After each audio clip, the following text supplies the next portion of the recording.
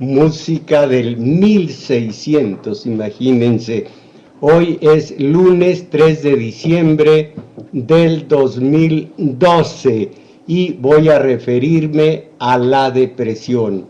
No estoy seguro de que la padezcan por estos días, este achaque muy de nuestro tiempo, porque deben andar gustosos de que un priista sube a los pinos, retorna a aquel viejo PRI, el de los 71 años de PRI gobierno, retorna, repito, a los pinos. Y qué curioso, en 1929 nació el PRI y se estrenó con un fraude. Aarón Sáenz era el abogado de todas las fuerzas del que entonces era Partido Nacional Revolucionario para ser candidato de ese partido. El primero que lanzaba el que ahora es PRI.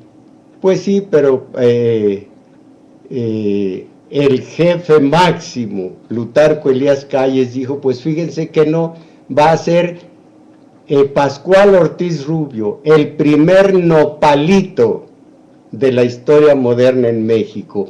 Era nopalito, pero no era beato del Verbo encarnado, ni era presumido, no era de mecha corta, no era megalómano, con lo que es un complejo de inferioridad. Se trata de aparentar lo más que se pueda. No, Pascual Ortiz Rubio se concretó iba a decir a gobernar, bueno, a gobernar unos años, después renunció, no pudo con el paquete. Es que después, detrás de él estaba Plutarco Elías Calles, que pesaba mucho y que pesó hasta que el Tata Cárdenas llegó a Los Pinos, le puso Los Pinos Cárdenas precisamente, y luego le dijo a Plutarco Elías Calles, con la frasecita de los mediocres, él no la usó, pero voy a usarla yo: ¿sabes qué? Lo que pasa es que, y va para afuera Plutarco Elías Calles. Con su segundo de a bordo se fue también Luis N. Morones. Bueno, regresa ese PRI a Los Pinos. ¿Alguno de ustedes puede estar todavía deprimido? Porque están inscritos en la política de corto plazo, porque la historia poco les interesa. Cuando se conoce la historia, ya sabe uno dar su verdadera dimensión a cada episodio histórico, a cada episodio nacional, pero no conociendo la historia. El pasado sábado se inició nuestro taller de teoría política. Comencé hablando de historia, pero me di cuenta de que una hora, hora y cuarto a la quincena es muy poco tiempo para desarrollar una tesis y para que se la graben los asistentes, de tal manera que voy a proponer a quienes asistieron al taller de teoría política la vez pasada que lo hagamos en cada 8 días y más tiempo. En fin, esto se tiene que afinar, más tiempo y cada 8 días, y así aprovechamos para hablar de algo sustancioso, algo que trascienda este malvado cortoplacismo que a ninguna parte nos lleva más que andar, como les digo, como ratoncitos de laboratorio, corre y corre y corre en una banda sin fin, sin salir de un mismo lado. Vean las redes sociales, que si Peña, que si Gordillo, que si los vándalos, que si... Recuerden ustedes, cuando se habla de vándalos, ¿son violentos? Claro que lo son. ¿Son violencia causa ellos o violencia efecto? La culpa inicial la tuvieron ellos o un individuo que subió al poder a la ley del dinero desparramado y de todo lo que ustedes ya conocen. A muchos de ustedes este panorama, los debe llevar a la depresión. Ese es uno de los achaques horrorosos de la democracia formal en su apartado de cada tanto tiempo las masas sociales deberán votar para elegir a su nuevo gobernante. Este gobernante va a mandar sin obedecer y los votantes van a seguir obedeciendo sin mandar, porque ni hay mandato revocatorio ni hay democracia participativa. Pero esa es otra cuestión. Decía, este es el achaque de esta clase de democracia liberal en su apartado formal y del formal en su cláusula de los votantes elegirán a sus representantes. Imaginen ustedes, los pensantes votarían por Calderón, los pensantes votarían por Peña, los pensantes tener que plegarse a unas mayorías que son las del voto cautivo, voto corporativo, voto de la ignorancia, voto de la pobreza, las minorías que piensan tener que replegarse, aguantar y decir cuándo nos tocará a nosotros elegir al gobernante. Eso a tantos ha llevado a la depresión. ¿Pero qué es la depresión? Ahora platicamos.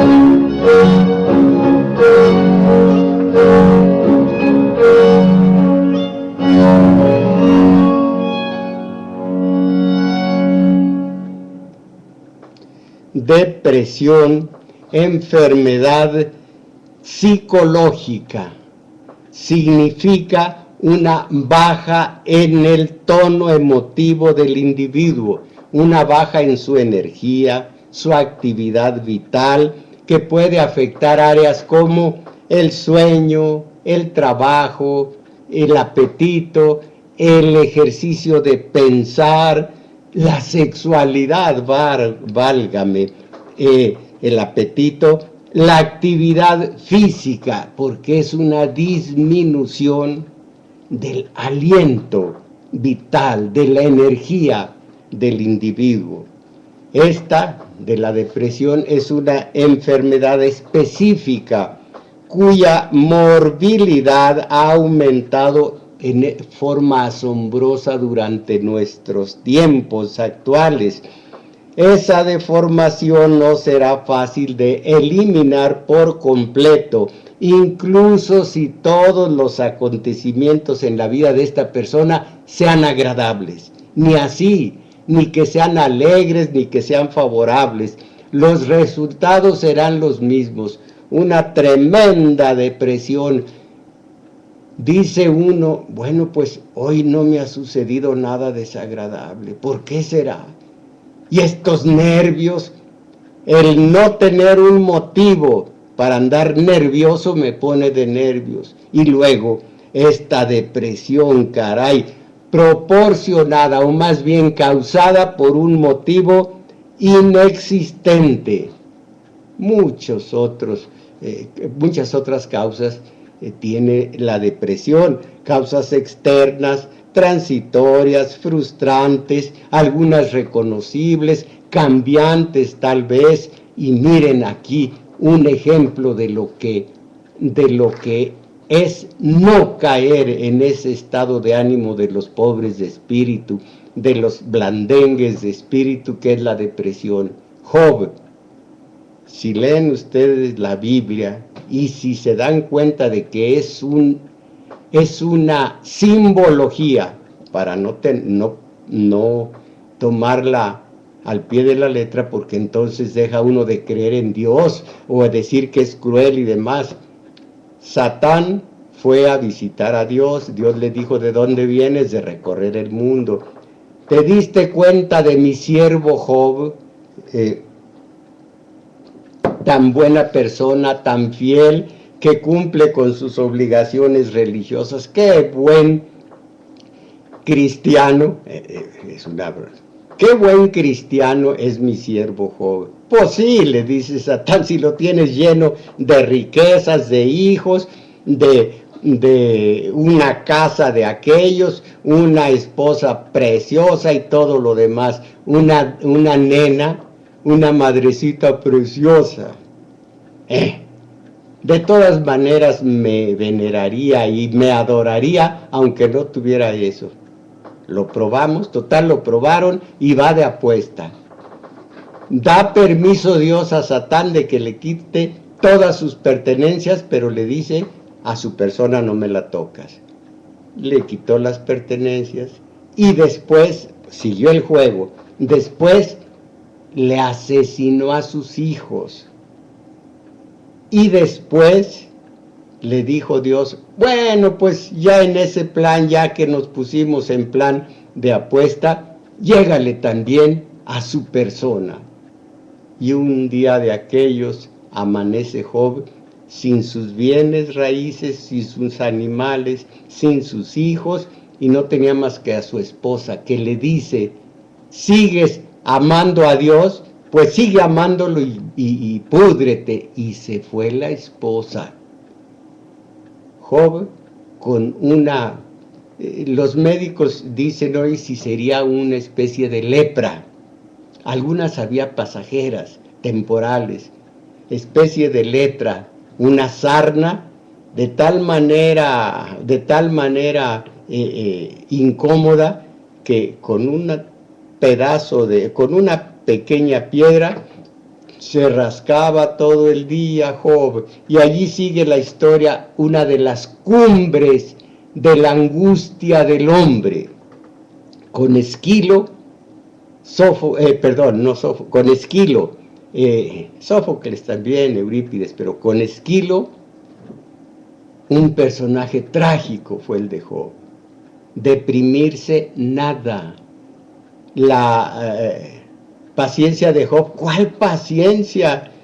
Lo demeritan quienes dicen que era paciente. Empieza a decir: Dios, ¿por qué me castigas si yo a ti no te he hecho mal? ¿No que eres justo? ¿Por qué estás cargando la mano de tu siervo? ¿O eres injusto? Tanto le gritó, lo invocó, lo imprecó, que Dios viene y dice: ya pues, no dejas ni dormir, caramba. Y le da una explicación, pero tan chueca, ¿qué vas a entenderme? Mis caminos no son para el entendimiento humano. A ver, tú hiciste el cosmos, tú hiciste el sol, las estrellas, la luna, tú hiciste el Leviatán, el monstruo más grande del mar, o el Behemoth, el monstruo más grande de tierra. ¿Tú los hiciste? No, ¿verdad? Entonces, ¿cómo quieres entenderme? Bueno, hasta ahí. Y les voy a decir algo: ustedes no son de ese jaez, pero por si tienen un familiar que así sea, esos que consultan a la doctora Corazón, la de todos los tiempos: estoy mal, se fue mi marido, ¿qué hago? Y la doctora Corazón: no sufra, no llore, qué bueno que, jovencita, te dejó tu novio y hasta quizá embarazada, pero así ya supiste que estabas enamorado de un hombre malo. ¡Ay, qué bonito! Bueno, tenía 3 Job tenía 3 amigos que estaban allí con él. Después salió un cuarto amigo nomás con su nombre y un párrafo. Bildad, Zofir y Elifaz. Ellos 3 le aconsejan: tú qué sabes de Dios, por algo te hace esto, hay que seguir amándolo, mira, aguántate, etcétera. Cuando Dios al final le dice a Job: te voy a regresar todos tus bienes y te voy a dar una esposa buena, no esa que te dejó, voltea a ver a los otros y dice: y ustedes necios, los que dan consejos a la gente angustiada sin que sientan la misma angustia todos ustedes. Qué bonito es dar consejos sin estar en la posición que el pobre aniquilado. Ustedes, por necios, no los perdono hasta que un sacrificio, en fin, a esos de superación personal y desarrollo humano, que desde su frialdad y con bastante dinero como para no preocuparse, le dicen al pobre: no, resígnate, mira, cuando la de malas llega, la de buenas no dilata, mira, tú aguanta, Dios sabe por qué. ¡Qué necios! Lo dijo Jehová, Elohim, Jehová, Yahvé, lo dijo él. Esos necios, a esos no los perdono hasta que, para que ustedes, si tienen un familiar tan pobre de espíritu, que ande buscando consejos de los de superación personal, que lean cuando menos el final del poema tremendo de Job, en donde Dios dice: y ustedes necios, que dan consejos a un oprimido, a un angustiado, desde su tranquilidad. Pues qué bonito. Bueno, tomarlo en cuenta. Y sigo hablando de la depresión. Job tenía carácter, tenía redaños, tenía lo que hay que tener, cosa que el débil de espíritu se aniquila y cae en esa depresión que en tiempos, en la Edad Media, se le llamaba el demonio del mediodía, porque casi siempre antes de la comida venía ese achaque. Shakespeare le llamaba melancolía. Los poetas malditos de España, Baudelaire, Verlaine, ¿cómo se llama este? Bueno, luego les digo el tercero.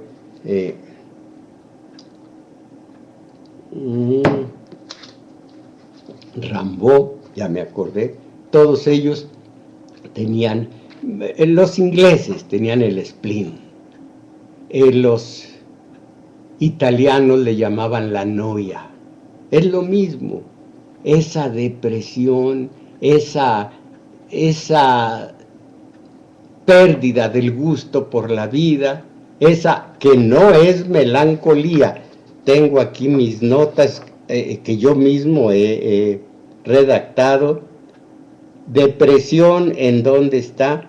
Tristeza, es natural, disminuye la alegría de una persona y se ubican sus causas, pero la depresión sin causa, sin racionalidad, ininteligible y desproporcionada es muy distinta a la melancolía. Parece ser un achaque muy de nuestro tiempo. Se ponen de moda algunas enfermedades como la bipolaridad, el síndrome del bipolar, maníacos depresivos, en un rato con un vigor que los lleva a hacer planes de todo tipo. Y cuando viene el maníaco depresivo, cuando viene la depresión, ahí está precisamente esa depresión que es tremenda. Dicen los que de esto conocen, los especialistas, que la verdadera depresión es una especie de ataraxia. ¿Qué dieran los médicos por sacar de la depresión y que se volviera angustia la de este señor, desesperación, gritos y susurros? Pero la depresión, dicen ellos, es la muerte sin que haya llegado la pérdida del respirar, la pérdida de los signos vitales, ataraxia. Un agachar la cabeza, no pensar, no sentir, esa es la verdadera depresión. Como dicen en mi pueblo, Dios nos favorezca.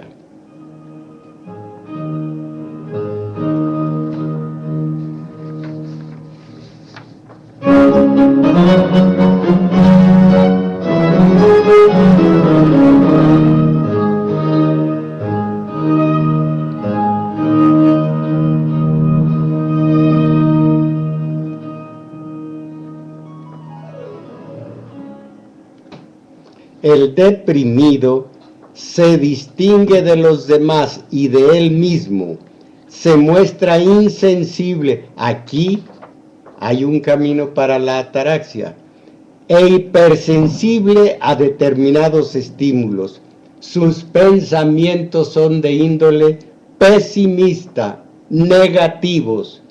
Todo su horizonte vital es gris, esfumado, amenazador, lejano, carente de estímulos y aun de importancia. Hay una negación en el interés vital, en la actividad. Sus pensamientos van más a la necrofilia, a la muerte, a la inactividad, a dejarse vencer, a tirarse en la cama, a ponerse a adoptar la posición fetal y nada más, y dormir, y dormir, y dormir, un síntoma tremendo de la depresión. Me cuenta mi maestro, que además estuvo en la cárcel varias veces y en varias cárceles a raíz del 69, que cuando se quería verdaderamente aplicar una tortura a uno de los presos políticos, se comenzaba a difundir el rumor de que pronto iba a salir. Y ese pronto al rato eran 3 semanas, 2. Y el individuo pendiente del tiempo que iba pasando y que le significaba la libertad. Quedan 2, 3 días, se dice, ya vas a salir. Él empacaba sus pocas cosas, que casi siempre eran libros. Acuérdense ustedes que no se trataba de raterillos, ni de marihuanos, ni de asaltantes, ni de violadores, sino de presos políticos. Liaba sus bártulos, lo poco que tenía, y se preparaba. Lo mandaban llamar y se despedía sonriendo de sus compañeros de prisión. Subía, sobre todo con aquel juez MacGregor, de lo más, iba a decir sanguinario, pero no derramaba una gota de sangre, sino algo peor, de lo más cruel, el MacGregor. Llegaba sonriendo, tímido. Oye, en tu expediente hay una condena de 12 años, pero se descubrió otro crimen que cometiste ahora que acabas de hacer explotar una bomba en una negociación, en un banco, en un mall. Yo estoy aquí encerrado, quién sabe, pero aquí en tu expediente consta que hiciste explotar una bomba Molotov en un banco que sufrió varios desperfectos. Y te vamos a agregar 5 u 8 años más de condena. Aquel tipo bajaba pálido, seco, muerto. Se tiraba en la cama y a puro dormir y a dormir y a dormir. Esa es depresión. MacGregor, el juez, sabía dónde les iba a doler. Otra cosa era Fernando Gutiérrez Barrios, un caballero, finísimo, planchadísimo. Yo hablé con él varias veces. ¿Saben de qué hablaba con él? De algo de algo interesante. No, no de mujeres. Él y yo en eso no llegamos a congeniar. De sones veracruzanos, como él sabía que yo tocaba la jarana y que estaba estaba apasionado de la música de Veracruz, hablábamos de eso. Y muy a gusto en el Palacio de Gobierno de Jalapa, muy a gusto. ¿Quiere usted un coñaquito? No, señor, yo no tomo.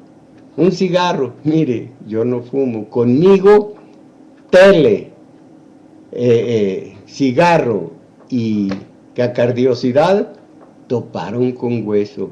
Yo ni licor, ni tabaco, ni televisión.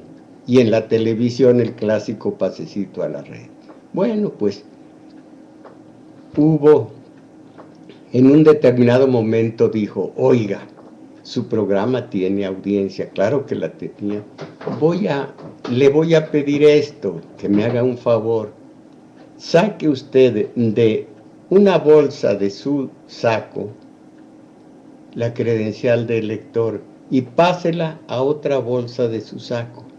Nada más que se vea el movimiento, que la cámara capte que saca usted la credencial de elector de una bolsa y la pone en otra. No, le dije, pues ay, no lo va a hacer. Pues no, mire, me la perdona, pero pues eso es propaganda y yo no me presto a eso. Ah, no se preocupe, no se preocupe. Hasta aquí terminé el programa. Él no lo patrocinaba, sino el 4 más de Jalapa, pero pues él era el gobernador. Hasta aquí el programa. Ah, muy bien. Y seguimos platicando de sones. ¿Se le debe algo? Le dije, pues creo que esta quincena o algo así. El tal día lo tiene usted en su casa y en mi casa tuve tal día mi paga. No hubo problema de ningún tipo. Cuando uno tiene conciencia de enemigo histórico, sabe que así son las cosas y que mientras no tenga yo la fuerza popular detrás de mí, pues el poder hace conmigo lo que quiere, ya no, lo que quiere dándome o quitándome los espacios en la radio, en los medios de condicionamiento de masas.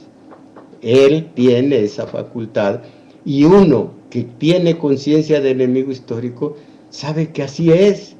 No se va a poner como el difunto, ya se me olvidó cómo se llama, como el difunto, grite y grite y grite de libertad de expresión. No saben ni lo que es libertad de expresión.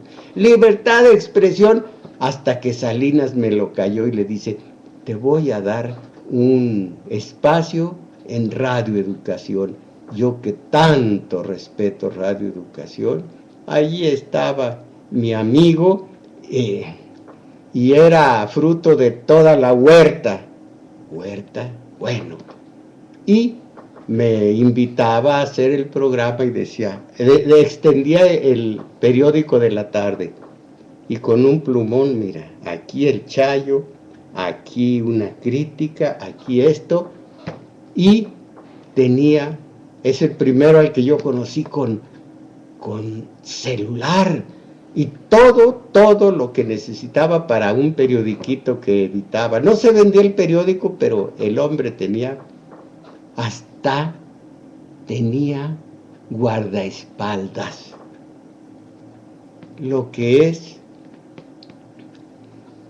hacer exactamente lo que Job, en otro sentido. Job dice, ¿por qué me haces esto? ¿Por qué esto? ¿Por qué aquello? Hasta que el poder le dijo, ya no chilles, cállate. Ahí hay un pequeño espacio en Radio Educación. Yo quiero un espacio en Radio UNAM, uno más, difícil. ¿Para qué hablar de la radio comercial? Y ahora piensen ustedes, tengo autocrítica. Oigan los programas de radio, los que oigo yo, la mañana del domingo rumbo a Radio UNAM. Oigan eso y díganme si están muy por encima en materia de conocimientos y todo lo que se necesita para estar en un programa de radio, si me aventajan. Pero, les repito, así tiene que ser. Ese es el poder. Y los que no estamos con el poder, no podemos hacer carrera dentro de los medios, siempre marginados. Así tiene que ser. Cuando se tiene conciencia de enemigo histórico, se ve que esto es natural.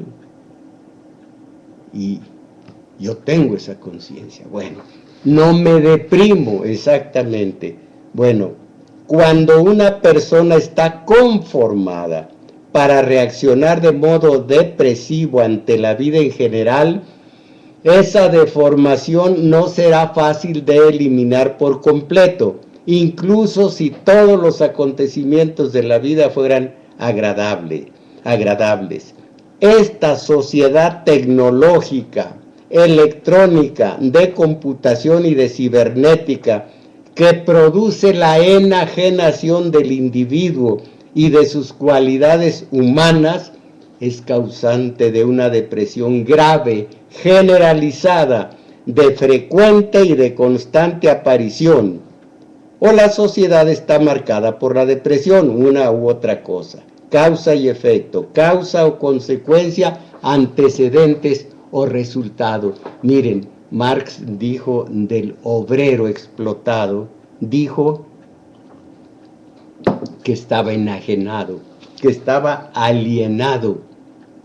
El obrero posiblemente no lo conoce, no sabe su situación, pero no es individuo completo, sino, como lo consideró el liberalismo desde la Revolución Industrial, es un hombre económico, es una fuerza de trabajo, su capital son las dos manos y gana muy poco dinero, es explotado. Y como él ve que con el trabajo de sus manos, el plusproducto, la plusvalía que debiera ser para él, corresponde en esta ley injusta al dueño del medio de producción, tiene soterrada una angustia, una depresión, ni cuenta se da, pero no es hombre completo. Si está viviendo, malviviendo, en la almendra de la injusticia, y ve cómo progresa Carlos Slim y la tehuanita, la gordita disfrazada de tehuana. ¿Qué pasó? Yo estoy prácticamente a las puras propinas. Todo esto al hombre lo lleva a una depresión que, como les digo, es en la vida real lo que en el símbolo, en la mitología, fue Sísifo. Ya les he hablado de él. Condenado, pero el obrero no tiene ninguna culpa, Sísifo tenía muchas. Condenado a trepar eternamente un piedrón hasta la cima de una montaña. Llega el piedrón arriba, cae a plomo, baja Sísifo y a cargar de nuevo ese piedrón que vuelve a caer una y otra vez. ¿Cuál es la condena de Sísifo? ¿El esfuerzo? No. Suda, y esto hasta pudiera ser liberador. Lean a propósito a Camus con el mito de Sísifo, eso es otra cuestión. No. La pena, el castigo está en llevar a cabo una tarea inútil. Y el obrero difícilmente va a ser creativo en una clase de labor, de trabajo, que está empobreciéndolo y enriqueciendo a los industriales. Para el próximo año da vergüenza. Yo leo eso y caramba, nada más que yo no soy proclive a la depresión, pero leer que se propone para aumento en el salario mínimo el 4%, como 4 pesos, quizá hay unos cuantos centavos, 4 pesos de aumento al día. ¿Cómo no va a ser sujeto de la depresión un trabajador explotado de esa manera. Para eso desde los tiempos antiguos, desde la Edad de Oro, pero vamos a decir nada más desde Marx para acá, que puso en evidencia toda esta situación dificultosa, no solo él, pero vamos a decir desde allí, el trabajador es un hombre deprimido, es un hombre que no ha creado, cuya vida no tiene sentido. En la tarde del sábado con los amigotes beberse, 4 o 6 cervezas mientras se habla de lo que no se sabe. El clásico pasecito a la red porque reproducen opiniones de el tigre Bermúdez, el tigre, el gato, el perro Bermúdez. Y hablan de política. No saben de política, pero están reproduciendo las opiniones que le escucharon a un López de la tele, o a un Gómez de la tele, o a un Loret de la tele, o a un Aristegui de la tele, o a una Merkel de la tele. Es lo que repiten, sin darse cuenta que ellos son voceros del sistema de poder y que delinean las tesis políticas de acuerdo a ese sistema del que forman parte. Y les repito, entonces estos ignorantes, repitiendo sin darse cuenta que están repitiendo, creen que son sus opiniones, repitiendo aquello, se vuelven colaboracionistas de su enemigo histórico por pura ignorancia. Entonces, ¿cuántos motivos tiene el humano para la depresión? Esa depresión que conocemos todos, no la depresión de que hablan los médicos, que es la ataraxia, que es el congelamiento, vamos a decir, de las fuerzas vitales. Sigue latiendo el corazón, siguen los pulmones funcionando, pero hasta ahí está en una situación, en una posición, en un estado inerte, muerto sin haber morido, muerto el que padece semejante achaque de la depresión. Pero le llamamos depresión a todas estas clases de desánimo, más allá de la tristeza, más allá de la melancolía. Ahora, yo creo que lo dije hoy en la red social, solamente me pongo en situación de depresión cuando escucho que a la tensión nerviosa, que a la tensión le llaman estrés. Yo vivo en México, yo hablo en castellano, yo tengo el vocablo tensión. Sí, si me dicen que ya lo admitió la academia, yo no respeto esa admisión de la academia al horroroso estrés. Yo no quiero ser gringo de segunda, ni mi aspecto, ni mi situación económica, nada me hace, ni mi simpatía personal hacia el capital imperialismo, nada me lleva a querer ser gringo de segunda por medio de la adopción de todos los horrorosos clones que adoptan los mediocres del inglés que se habla en Estados Unidos. Más de la depresión algún día de estos les cuento. Posiblemente no, porque hablar de la depresión puede deprimirme. Y yo no tengo la gran ventaja que tuvo Fox del Prozac, o la gran ventaja que tuvo el hoy expresidente de decir a cada rato salud para todos los mexicanos con el Seguro Popular.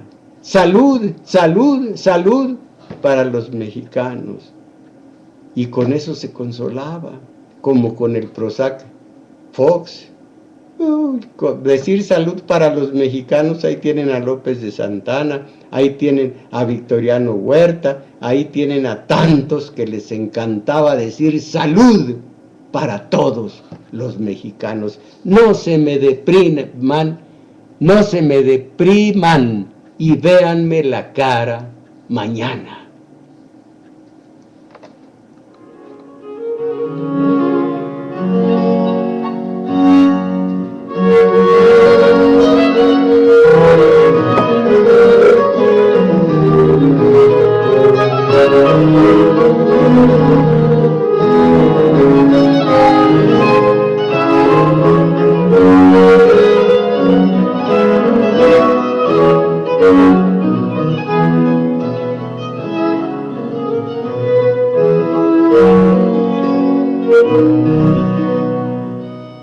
Perdón por esta música si se les hace feíta.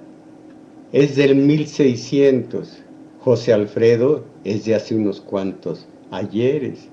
Y él también, ¿cómo quería decirse? ¿Cómo decía salucita, salucita para todos los mexicanos? Benemérito él. Caramba, no seamos mediocres.